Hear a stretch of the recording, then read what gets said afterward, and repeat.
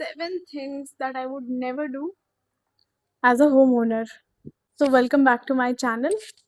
आज हम एक बहुत सिंपल टॉपिक पे बात करेंगे येट वेरी इंपॉर्टेंट टॉपिक कि ऐसी चीजें जो मैं एज अ होम ओनर कभी ना करूँ अपने घर में। होम ओनर जो कि उस जगह पे रहता भी है या फिर होम ओनर जो किसी और को रेंट पे स्पेस देने वाला है। First, optimise living space.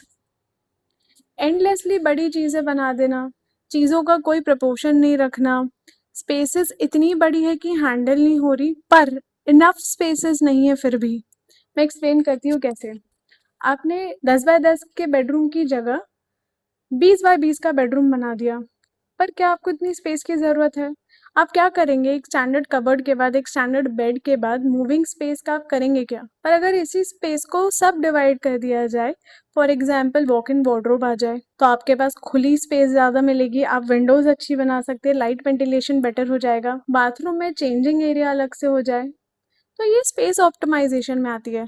Living room में भी लिविंग एरिया डाइनिंग एरिया को सेपरेट कर दिया जाए, टीवी व्यूइंग एरिया अलग हो जाए, तो स्पेस उतनी है पर ऑप्टिमाइज कर दिया गया है विथ यूजेज, तो ये तो Wow. ज्यादा बेटर हो गया ना आपके लिए। ये सारी चीजें मैं अपने घर में हमेशा करना चाहूंगी कि space and zone properly divided हो।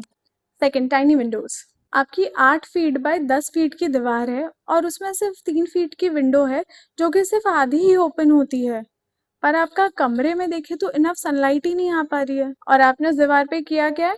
चारों तरफ से फर्नीचर से उसको कवर कर दिया। क्या ये जरूरी था?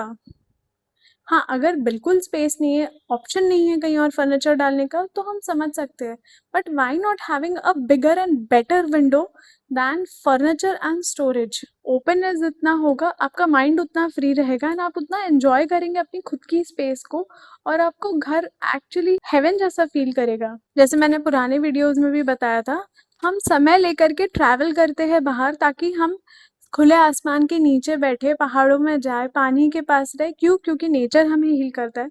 पर वही बात जब हमारे घर पे आती है तो हम विंडोज बंद कर देते हैं, लाइट को आने ही नहीं दे रहे। ये तो दोगलापन हुआ। तो let the Windows in, let the light come in, let it ventilate better. Third, fall ceiling को हर जगह लगा देना। क्यों? क्योंकि डिजाइनर है, बड़ा अच्छा लगेगा। क्या ये जरूरी है? नहीं। क्या ये सच में अच्छे दिखते हैं? Not always. क्या इसमें पैसा लग रहा है? हर बार। तो सिर्फ वहां लगाइए फॉल सीलिंग जहां पे इम्पोर्टेंट हो, डिजाइनर भी वहां लगाइए जहां जरूरी और रिक्वायरमेंट हो। Sleek flat ceiling are enough for your houses if required. उन फॉल सीलिंग पे जबरदस्ती की लाइटिंग लगाना भी इम्पोर्टेंट नहीं है। इम्पोर्टेंट ये है कि जहां रिक्वायर्ड हो वहां लगाओ, ऑप्टिमाइज करो पैसों को भी। फोर्थ, हर ट्रेंड को ब्लाइंडली फॉलो कर देना। इंटरनेट पे मैंने देखा है कि लोगों ने अपने घर पे मिरर्स लगाए, सब जगह मिरर लगा दो। इंटरनेट पे देखा है कि व्हाइट फ्लोरिंग चल रही, पूरा व्हाइट सीलिंग से भर दो। ट्रेंड्स आते जाते रहते हैं, for example candy camps, TikToks, पर ये सारे ट्रेंड्स आए और चले गए। पर अगर यही चीज आप अपने घर में लगाएंगे जो कि सिर्फ ट्रेंड से रिलेटेड है, तो वो भी तो चला ही जाएगा ना। तो इसमें बेटर एग्जाम्पल क्या है कि आप अपने हिसाब से लॉन्ग लास्टिंग घर बनाएं जो आपके यूजेज के हिसाब से बना हो, ना कि ट्रेंड्स के हिसाब से, ताकि वो हमेशा ब्यूटीफुल लगे और ज़्यादा एलिगेंट रहे और ज़्यादा टाइम तक सेम चीज़ चले और आपको पैसा लगाना ना पड़े। ट्रेंडी चीज़ बन जाएगी, ट्रेंड के समय मस्त लगेगी, ट्रेंड चेंज हो जाएगा, आपको घर बोरिंग लगेगा और फिर आपको मज़ा नहीं आएगा। फिफ्थ, डेड एलिमेंट्स को पहले से चूज करके रख लेना। मैंने ऑफन देखा है लोगों को कि उन्हें कहीं ऑफर दिख रहा है या किसी ने उन्हें बताया है या वो ट्रैवल करके किसी पर्टिकुलर स्पेस तक गए हैं जहाँ पे एक एलिमेंट काफ़ी रीजनेबल प्राइसेस में मिल रहा है, तो उनका घर बना भी नहीं है पर उन्होंने वो एलिमेंट खरीद के ला लिया, जो कि बहुत कॉमन फैक्टर है। लोग मार्बल्स खरीद लेते थे या अभी भी खरीदते हैं क्योंकि उन्हें कॉस्ट इफेक्टिव लग रहा है, उन्होंने खरीद लिया, पर ये देखा नहीं कि क्या उतना रिक्वायर्ड है, क्या वो कलर सही है। जो चीजें जिस समय घर पे लगनी है, मैं एडवाइस करूंगी उसे उस समय ली जाए। शायद आपको कॉस्ट में डिफरेंस आए, बट वो आपके घर से मैच करेगी। एंड हर बार मार्बल लगाना जरूरी नहीं है। मैं मार्बल के अगेंस्ट नहीं हूँ, बस उसकी क्वालिटी एंड टाइप्स को यूज करने के प्रॉपर प्रोसीजर फॉलो करने के लिए कहती हूँ। मार्बल्स ठंडियों में काफी ठंडे हो जाते हैं एंड गर्मी में उतनी ही हीट लिबरेट करते हैं। सर्दियों में आपके पेट्स के लिए और ओल्ड एज पीपल के लिए उस पे चलना नंगे पैर बहुत मुश्किल हो जाता है, और वही गर्मी में वो इतने गर्म हो जाते हैं कि वो एक्स्ट्रा हीट लिबरेट करते हैं। तो बेहतर क्या है, जहाँ ज़रूरी है वहाँ लगाए, छोटी स्पेस पे लगाए, जहाँ यूजेज नहीं है वहाँ ना लगाए। पर अगर आप पहले से सब खरीद के रख लेंगे तो आपको वही लगाना पड़ेगा at the end, which is not recommended on my and. Sixth, ignoring storages. सिर्फ कबर्ड बना देना, बेड के अंदर स्टोरेज देना, ये सारी चीजें इनफ नहीं है। Storages come in different forms, जैसे किचन का स्टोरेज अलग होता है, बेड का स्टोरेज अलग होता है। तो क्या एक बड़ा स्टोर रूम बना दूं, उसमें चीजें स्टोर कर दूं, इनफ है? नहीं। अगर आपके पास छोटी प्लेस है बेडरूम में जहाँ पे आप सामान स्टोर कर सकते हैं, तो सीजनल यूजेज के हिसाब से चीज़ें आप उसमें रखिए और बाकी चीज़ें बाहर। फॉर एग्जाम्पल, सर्दियाँ हो गई, आपकी रजाइयाँ बाहर क्यों दिख रही है? क्योंकि ऑप्टिमाइज स्टोरेज नहीं है आपके पास।